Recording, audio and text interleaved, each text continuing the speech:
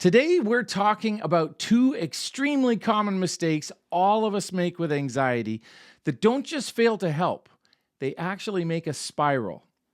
And before I tell you what those two mistakes are, I want to tell you about the time my older brother almost blew up our backyard and nearly set our neighborhood on fire, because what happened that day is a perfect picture of what we do with anxiety. I was only 8 years old at the time, and my brother was 12. Our parents were both out that day, and as my younger sister and I can confirm, my brother should not have been put in charge. It was the 80s though, and supervision was more of a suggestion back then. We had a burn pit in our backyard, a backyard that backed onto the river behind our house. And one crisp fall Saturday, parents gone, my older brother decided it would be a great idea to burn cardboard, paper, scrap wood, and a broken G.I. Joe figure that needed a proper cremation. To this point, my 8-year-old brain thought this was going to be awesome.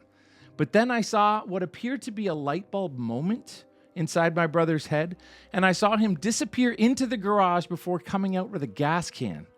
That's when he lost me, and I did what any wise younger brother would do. I retreated behind a stone wall because I may have only been 8, but I wasn't stupid. What he didn't know, and what I didn't know, is that gasoline doesn't ignite when the flame touches the wood. It's the vapors that ignite. 6 feet away, the whole thing went kablooey! He flew backward like a low-budget Hollywood stuntman. Nobody was hurt, and thankfully, the neighborhood survived. We laughed, eventually. But here's why I tell that story. When it comes to anxiety, we make two mistakes that create the same kind of blast wave. We pour gasoline on manageable stress and forget that it's often the invisible vapors, our interpretations, our shame, and our shoulds that ignite before we even get close to the actual issue. And when that happens, the blast wave knocks us down. Let me be more specific about how this story applies. Whether we like it or not, life is going to throw problems at us on a daily basis that we are going to be forced to deal with, and no amount of intelligence, money, or ideal childhood experiences are going to keep us from running into problems. Relational conflicts, loneliness, painful experiences, trying to control outcomes, identity issues, and your printer not working when you are already late. And far too often, these problems get tossed into one vague catch-all bucket we label as anxiety. And when we do this, it's only a matter of time until the weight of this vague anxiety bucket starts interfering with our daily lives. And when it does, we start to shame ourselves, and we should all over ourselves. Note, I said should all over ourselves. This is a family-friendly channel. I should be stronger. I should know how to deal with this. I should be better than this. It's like your brain says, hey, we're really stressed here. And then you say, how dare you be stressed? And your brain goes, oh, cool, more danger. And that's when we spiral downwards, pressing the brake pedal as hard as we can muster, and the brakes do nothing, and we're pumping them like that's going to help. We feel like a passenger who's just along for the ride. So here's what we're going to do today. In episode 2 of this 3-part series on anxiety, we're going to look at the biggest categories of normal human problems that we accidentally label as anxiety, and how that mislabeling creates confusion and helplessness. Then, I'll show you the second layer, how shame and self-judgment intensify anxiety. And with that, let's dive in. A lot of what we call anxiety is actually a normal human problem that needs clarity, a skill, a conversation, a boundary, a grief process, or a plan, not a vague diagnosis called, I'm anxious. And the reason this matters is simple. When you label everything anxiety, you make it feel mysterious, permanent, and personal. But when you name the real thing, you regain agency. Understanding how your brain is hardwired to navigate problems is extremely helpful here. Your brain is divided into two main hemispheres, left and right. The left hemisphere of our brains leans towards control, certainty, and categorization. The right hemisphere leans towards openness, context, relationship, and novelty. Here's why this matters with your anxiety.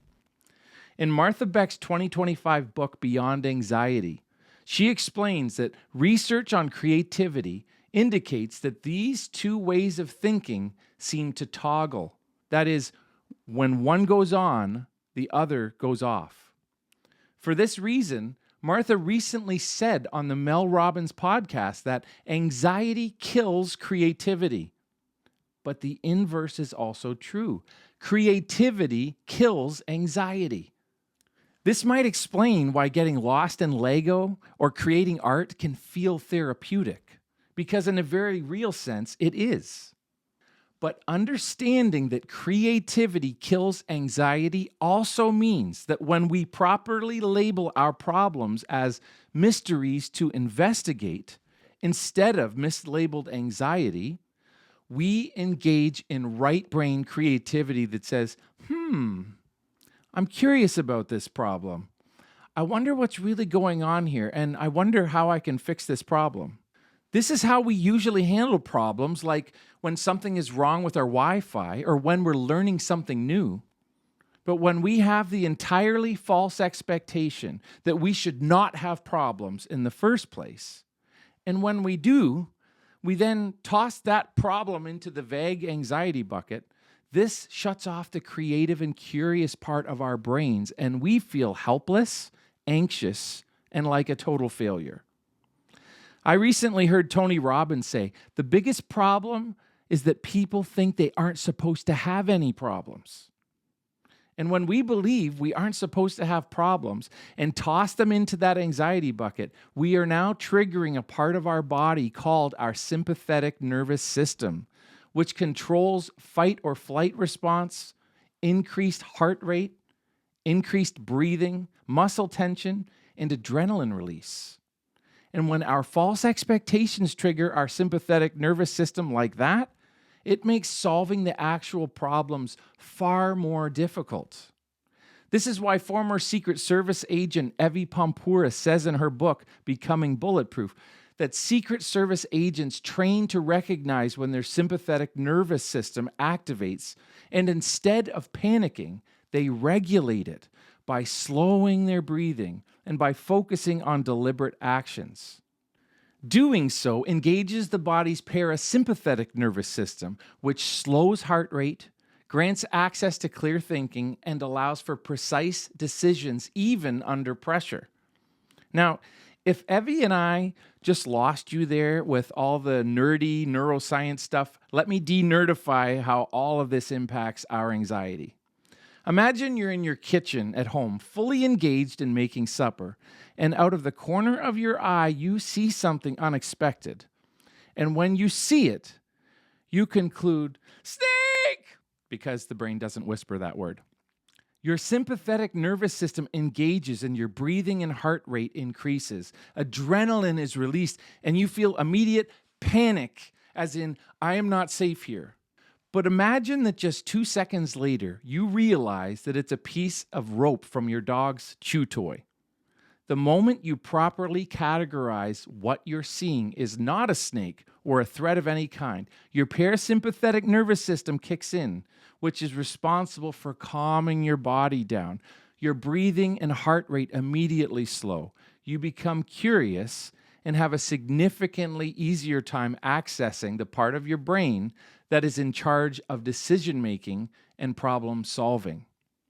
So to help you recognize a problem or two that you may have mislabeled as anxiety, here are the most common problems that might actually be the snake that you think is in your kitchen.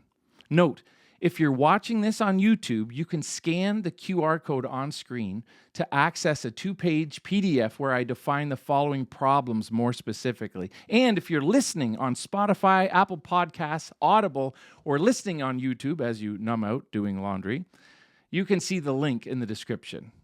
Here are the most common problems we misidentify as anxiety: identity panic, belonging stress, feeling unseen, competence growth pain, grief, regret, and trusting our happiness to things beyond our control, control and certainty addiction, questions about purpose and meaning, money and provision, undealt with childhood messages, relationship conflict, and confusing problems to solve with tensions to manage. Now, I am not saying that these problems are easy to fix. I'm not saying these problems aren't painful. I am saying that when these problems do cause you anxiety, that anxiety should be recognized as a signal your body is giving you to say, there is a problem here that deserves your curiosity and research. The same way you'd handle your Wi-Fi when it isn't working as it should, which hopefully isn't an expletive-laced tirade as if the router feels shame. Let's shift our attention now to something all of us have experienced at one time or another. After feeling a normal stress response in the form of a problem, you judge yourself for it. You don't just feel nervous, you feel weak. You don't just feel uncertain, you feel like a failure. You don't just feel overwhelmed, you feel ashamed. And this is where we start shoulding all over ourselves. And just in case a friend has joined you since I said this last time, this show is family friendly. What I said was should. I should feel confident. I should have this figured out. I should be calm. I should be over this by now. Do you know what your nervous system hears in self-judgment and shame? It hears danger. And now you've just triggered your fight or flight response, and now you're anxious about being anxious. That's the spiral. Feeling anxious doesn't mean something is wrong with you. It often means something inside you hasn't been named yet. This is where the Enneagram helps us a lot. And if you're new to it, the Enneagram is just a framework that describes 9 different core motivations. You absolutely do not need to know your type for this next brief section to help, but it can give language to why you feel pressure in certain ways. All 9 Enneagram core types have their own idealized image, or how they think they should be for them to be okay. Here are a few examples. I must be successful. I must be strong. I must be needed by others. I must keep the peace at all times. What happens, though, when we don't live up to that idealized image of who we think we should be? We feel deep internal shame that we aren't enough, and anxiety spikes. Imagine you just took your seat for a flight and you can't help but hear the people seated behind you having a heated argument about which of the plane's wings is more important, the left wing or the right wing. If you're like me, in that moment, you're suddenly wishing you paid extra for seat selection. But you're also thinking, everybody knows you can't have one without the other. Both wings are needed for flying safely, you knuckleheads. The same is true for the idealized image we have. We have a completely distorted view of what we think we need to feel okay. You can't experience success without failure. You can't be strong without weakness. You can't be needed by others without having needs of your own. You cannot keep the peace by avoiding conflict. The Enneagram shows us that each type not only has unrealistic and impossible identities they try to live up to, they also feel deep shame when they can't avoid the corresponding opposite. In John Acuff's book, Soundtracks, he talks about how the soundtrack of shame has a similar impact on our life to how a soundtrack has in a movie scene. If you put the tension-building music of a horror movie underneath film of kids laughing and enjoying themselves in a park, it would drastically change how you experience what you are seeing than if the music was playful, fun, and upbeat. Same exact visuals on screen, entirely different interpretation of what's happening or about to happen on screen. That's what shame is. We don't see it, but it absolutely alters what we think is really going on, when in reality, what we have in front of us is an opportunity to grow, learn, and level up our own happiness. Some of us are walking around with the heart palpitation-inducing soundtrack of the Jaws movie, as though we're in the water with a great white shark coming for us. And meanwhile, the only thing in the water is a pool noodle. Been there, done that, guilty as charged. Just ask my wife. The way we change the soundtrack is to recognize that anxiety is our body's way of signaling us, saying, hey, look here, to get our attention so we can investigate a problem with curiosity, learn more about what's going on, and walk through that problem, knowing that there is a viable way forward. And having that exact problem is zero judgment on our intelligence or our worth. I want to close by asking you to imagine a friend or family member passing you their newborn baby to hold.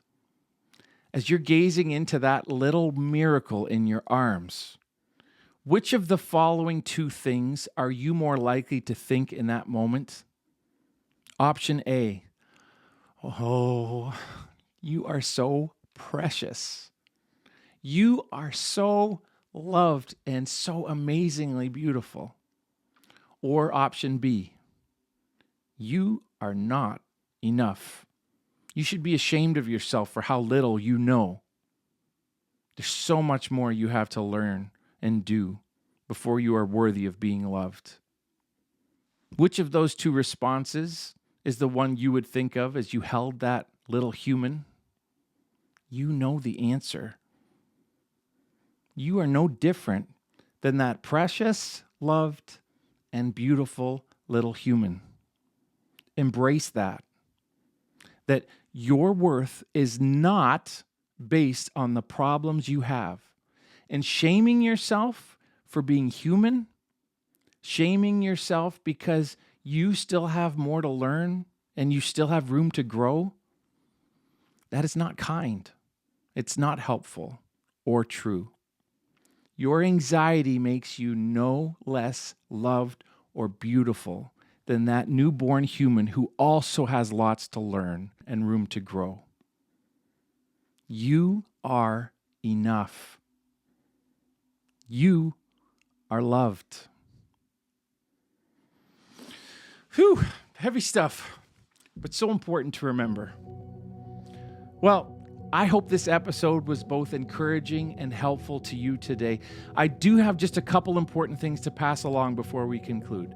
First, there are times when we need more than a podcast to help us with anxiety. And I've put together a free PDF to check out in the description of this episode if you're uncertain whether you or a friend should seek medical help for anxiety. You can also check out the 2-page PDF I referenced earlier about the 13 common problems we confuse as anxiety. You'll see that in the description too. Second, if this episode was an encouragement to you, please subscribe, comment, like, and click the bell to be notified when new episodes drop. Doing so will help this content load up on the home feeds of more and more people who really need some encouragement right now. Third, I've created a free relationship clarity guide I crafted to help you grow in all your relationships, work, family, partner, friends. It highlights what the Enneagram is all about. See the link in the description. Fourth, I firmly believe that life transformation does not happen in isolation. If you're going to become a healthier version of yourself, having a friend and a community to process this content with can make a huge difference. And for that reason, I have reflection and discussion questions about today's content in the description that I suggest you have a conversation with someone about. Feel free to answer these questions in the comment section too, as you'll likely find that there are many others who have experienced the same thing you're talking about. And lastly, check out the IEQ9 Enneagram assessments as well as the coaching packages I offer for individuals and couples over Zoom from anywhere in the world, as well as in-person Enneagram team training for business teams. Check out the coaching menu at encouragement-thesermon.com. Well, I'm going to sign off the same way I will in every episode. The fact that you're still here at the end of this conversation tells me something important about you. You don't run from hard things. You lean into them, and that matters. So I want to say this not because you have it all figured out, but because you're willing to keep growing. I believe in you. I'm proud of you. I'm Mike Hauser. You've got this.